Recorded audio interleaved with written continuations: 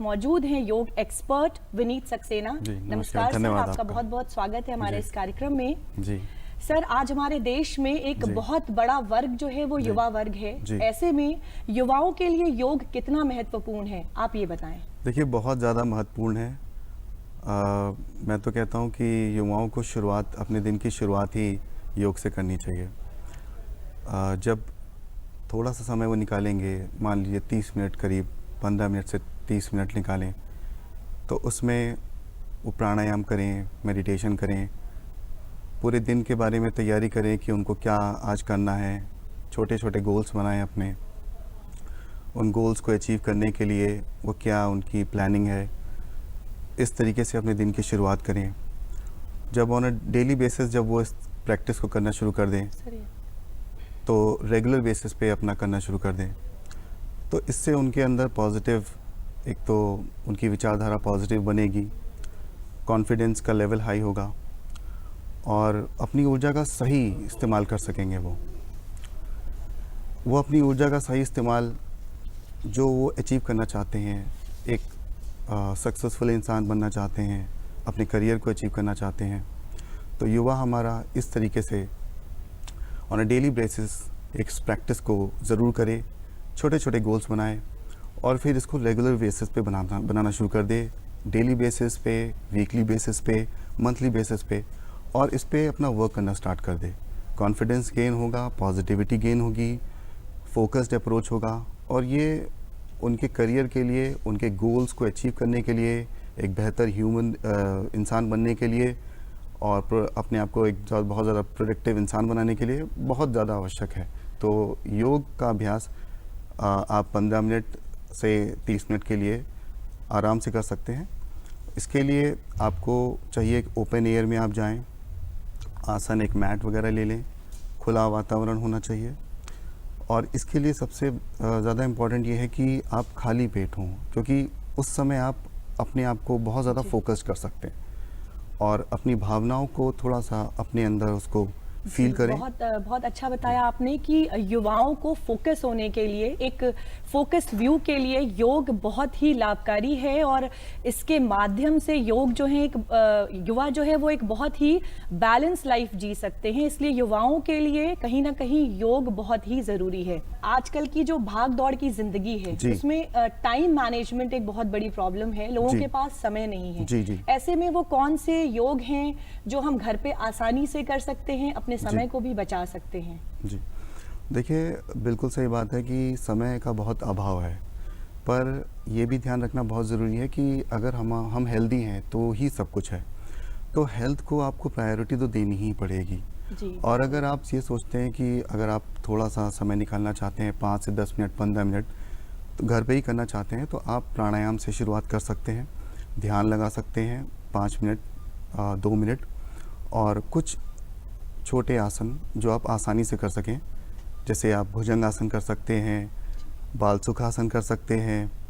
तो इस तरीके से आप 1-2 और आसन आप कर सकते हैं, ताड़ासन कर सकते हैं जी, और धनुरासन कर सकते हैं।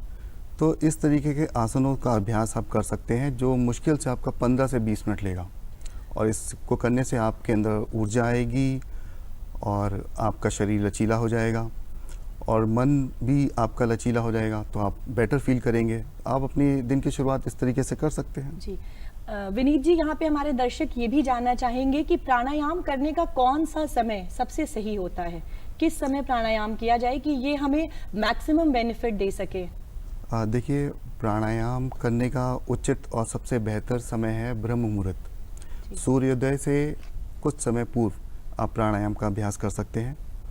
प्राणायाम का अभ्यास करने के लिए आपको भावनात्मक होना बहुत आवश्यक है, तभी आप अपने मन में चिंतन करेंगे और तभी आप सकारात्मक ऊर्जा को महसूस कर सकेंगे।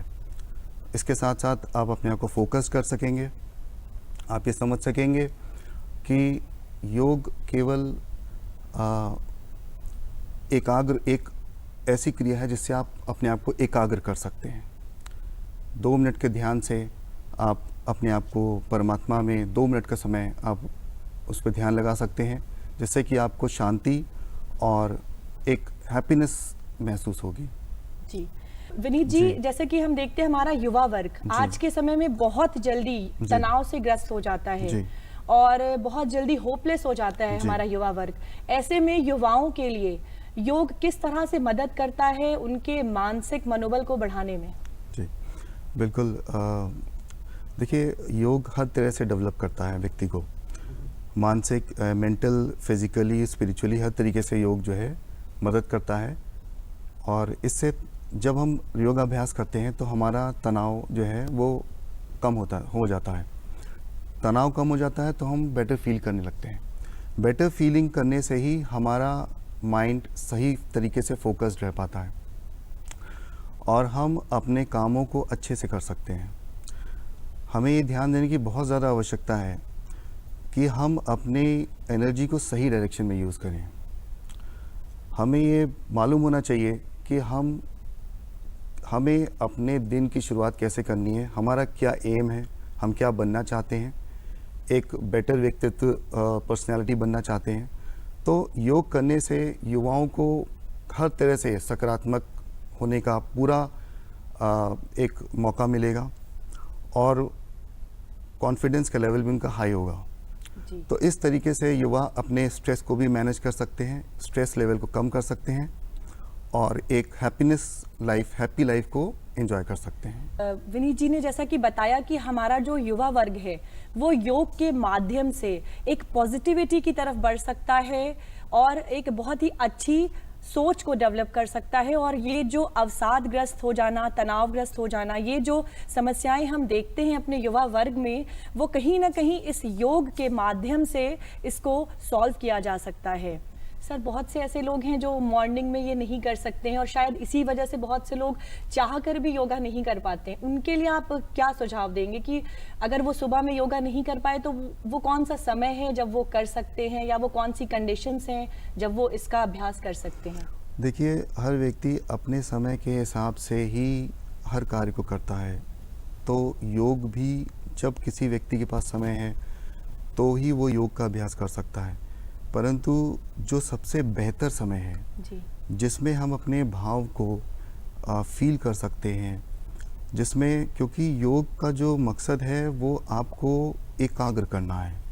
एकाग्र करके आप आत्मा का परमात्मा से मिलन ही योग का जो टीचिंग है, योग की यही टीचिंग है। तो यदि हम पूरे दिन किसी भी समय में इसको करेंगे तो वो फ़ायदा हमें नहीं मिलेगा। मान लीजिए हम प्राणायाम करते हैं दोपहर में, हम शाम को, तो हम प्राणायाम करते जा रहे हैं लेकिन प्राणायाम करने से हमें फ़ायदा नहीं हो रहा है, हमारी सेहत में सुधार नहीं आ रहा है, क्योंकि समय सही नहीं है। खाली पेट होना चाहिए, ब्रह्म मुहूर्त होना चाहिए। प्राणायाम से हमारे अंदर ऊर्जा और ज़्यादा, उसमें हमारे अंदर ऊर्जा और बढ़ेगी। तो ऊर्जा जब बढ़ेगी तो हमें अच्छा फील होगा। अब यही ऊर्जा हमें स्वस्थ रखेगी, हमें बहुत ज़्यादा हैप्पीनेस फील कराएगी। अगर हम और किसी समय करेंगे तो ये हमें समझना है कि इससे फिर हमें फ़ायदा नहीं होगा। हम कर रहे हैं लेकिन ये योग के पॉइंट ऑफ व्यू से सही नहीं समझा जाएगा। ब्रह्म मुहूर्त का समय ले और खाली पेट होना चाहिए, ये सबसे बेहतर समय है। विनीत जी ने जैसा कि बताया कि योग करना भी ज़रूरी है, लेकिन उससे भी ज़्यादा ज़रूरी है उसे सही समय पर और सही तरीके से करना। इसलिए ये बहुत ज़रूरी है कि हम कोशिश करें कि हम उसे ब्रह्म मुहूर्त में करें, सुबह के टाइम करें, खाली पेट करें। इन बातों का अगर हम ध्यान रखते हैं तो योग के जो फ़ायदे हैं वो पूरी तरह से हमें मिलेंगे और हम उसका लाभ उठा सकेंगे। विनीत जी, देखा जाता है कि बहुत से लोगों को बहुत सी प्रॉब्लम्स हैं, कुछ मेडिकल कंडीशंस हैं और भी बहुत सी ऐसी चीजें हैं। तो ऐसे में वो कौन सी सावधानियां हैं जो योग करने वाले को बरतनी चाहिए, खासतौर से उन चीजों का ध्यान रखना चाहिए? देखिए, योग करने के लिए भी किसी भी व्यक्ति विशेष को ये ज़रूरी है थोड़ा सा कि वो स्वस्थ भी हो।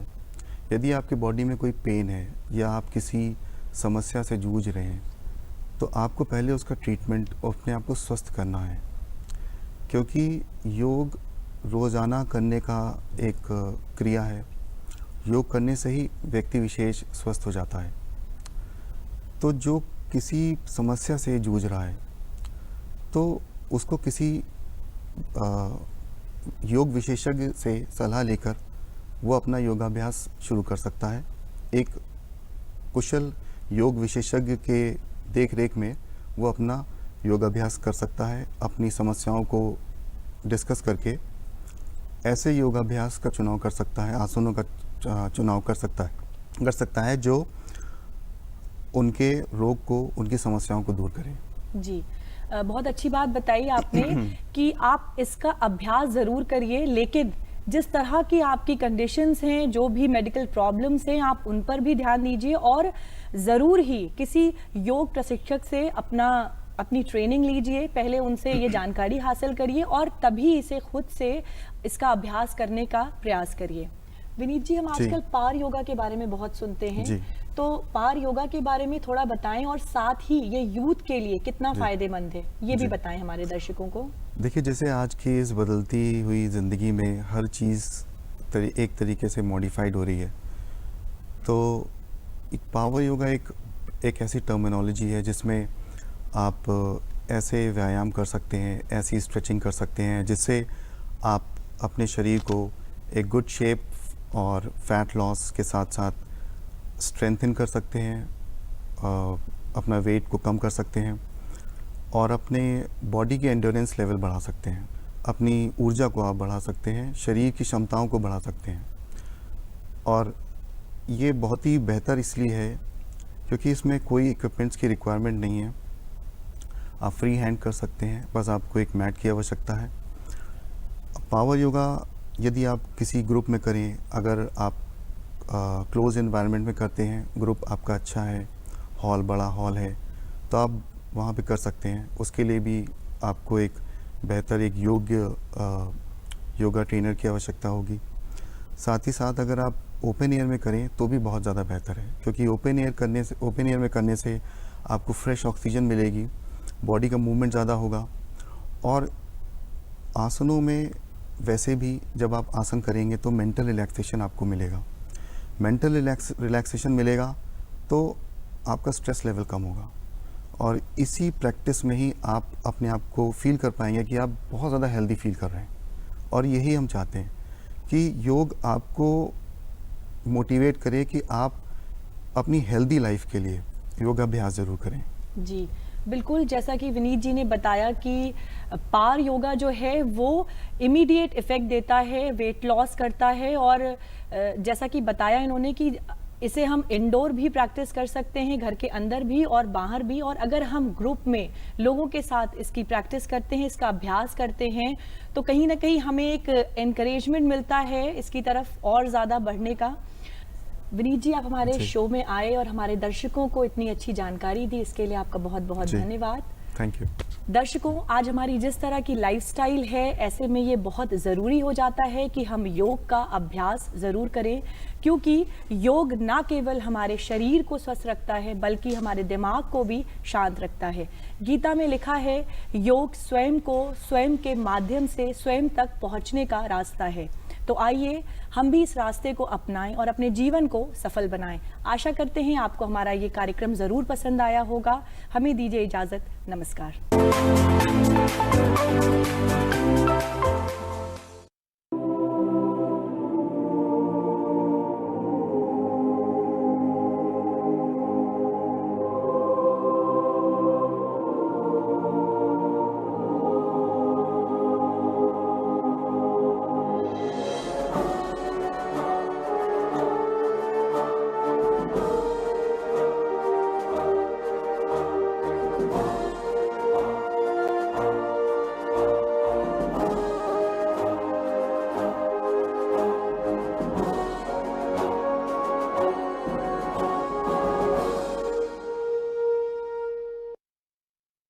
किसी भी समाज को सामान्य रूप से चलाने और उसमें शांति व्यवस्था बनाए रखने में हमारी सामाजिक परंपराएं और रीति रिवाज बहुत महत्वपूर्ण भूमिका निभाते हैं। किसी भी सभ्य समाज में सामाजिक नियंत्रण का कार्य समाज के सदस्य स्वतः ही करते हैं, लेकिन बड़े सामाजिक ढांचे में हर व्यक्ति का आचार व्यवहार सामान्य हो, नैतिक हो और सामाजिक मूल्यों के अनुरूप हो, ये संभव नहीं होता। अतः ऐसी परिस्थिति में राज्य या कहें कि सरकार असामाजिक कृत्यों को रोकने के लिए और शांति व्यवस्था को बनाए रखने के लिए संविधान की परिधि में कानून बनाता है। अपने देश भारत की बात करें तो यहाँ मुख्यतः भारत अपराध संहिता यानी आईपीसी और भारत आपराधिक प्रक्रिया संहिता यानी सीआरपीसी मुख्य रूप से इन दो में कानून विभक्त हैं। इसकी अनगिनत धाराएं हैं। जब भी कोई व्यक्ति अपराध करता है या यूं कहें कि राज्य के कानून की परिभाषा से पृथक कार्य करता है तो संबंधित धाराओं में दंड का भागी होता है। इस कार्यक्रम का उद्देश्य जनमानस को भारतीय दंड विधान और जनोपयोगी कानूनों के विषय में जानकारी देना है ताकि आप स्वयं को अपडेट रख सकें।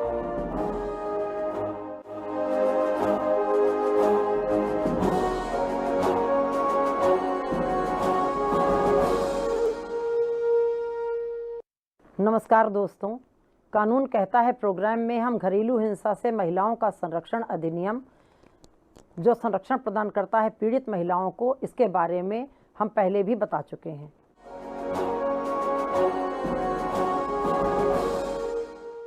घरेलू हिंसा से महिलाओं का संरक्षण अधिनियम 2005 है। उसकी धारा 12 के बारे में हम आपको बताना चाहते हैं कि जो प्रार्थना पत्र संरक्षण अधिकारी के यहाँ दिया गया था उसमें परामर्श के दौरान यदि वो वार्ता फेल हो जाती है तो पीड़ित पक्षकार को और संरक्षण अधिकारी दोनों में से कोई भी ये अपना प्रार्थना पत्र मैजिस्ट्रेट के यहाँ दे सकते हैं और अपनी बात पुनः कह सकते हैं कि हमको ये दिक्कत है और हमारा ये प्रॉब्लम सॉल्व नहीं हुआ है, तो हम अपनी चाहे वो अपना एक रिलीफ मांग सकते हैं या एक से ज़्यादा भी रिलीफ उस प्रार्थना पत्र में मांग सकते हैं। अब सवाल ये उठता है कि वो प्रार्थना पत्र की सुनवाई कितने दिन में होनी चाहिए और वो उसमें प्रार्थना पत्र में क्या तारीख लगेगी। तो इसमें ये स्पेसिफिक प्रावधान है कि उसमें 3 दिन की तारीख लगाई जाएगी और पूरा जो केस है वो डिस्पोजल 60 डेज में किया जाना चाहिए। ये प्रावधान धारा 12 में दिया गया है। अब धारा 13 ये कहती है कि जो प्रार्थना पत्र दिया गया है उस पर विपक्षी को सम्मन जारी किया जाएगा कि उसकी भी सुनवाई की जाए कि बात यह सही है कि गलत है। तो उसकी भी सुनवाई को करने के लिए वो उसका सूचना देने और उसकी तामीली के बारे में ये पता किया जाएगा कि वो सूचना उसको दी गई और उसको प्राप्त हो गई ये सूचना। अब अगर ये जानबूझकर विपक्षी अपनी सूचना को छिपा रहा है तो कोर्ट को ये अधिकार है कि वो उस पर एक पक्षीय आदेश पारित कर दे। अधिनियम की धारा 14 ये कहती है कि दोनों पक्षकारों को आमने सामने बैठाल करके परामर्श कराया जाएगा और दोनों पक्षकारों के बीच में समझौते की कार्यवाही करने की कोशिश की जाएगी। यदि समझौता हो जाता है तो ठीक है, नहीं होता है तो उसमें मैजिस्ट्रेट एक पक्षीय आदेश प्रतिकर का जारी करने के लिए स्वतंत्र है कि वो दूसरा पक्षकार अगर नहीं उसमें पार्टिसिपेट करता है तो मैजिस्ट्रेट उस पर एक पक्षीय आदेश दे देगा। अधिनियम की धारा 23 ये कहती है कि अगर दूसरा पक्षकार उपस्थित नहीं हुआ है कोर्ट के अंदर और जानबूझकर अपनी तामीली को छिपा रहा है तो मैजिस्ट्रेट एक पक्षीय आदेश प्रतिपूर्तिका करने के लिए स्वतंत्र है। वो आदेश जारी कर देगा कि वो जो भी उसको कंपनसेशन दिया जाना है वो कंपनसेशन दे। मेंटेनेंस के आदेश हो तो मेंटेनेंस के आदेश जारी कर दिए जाएंगे, या कोई लेडी को घर से बाहर निकाल दिया गया है तो वो घर के अंदर रहने के लिए अधिकृत है तो उसको ये आदेश जारी करेगा कि वो घर में रह सकती है लेडी।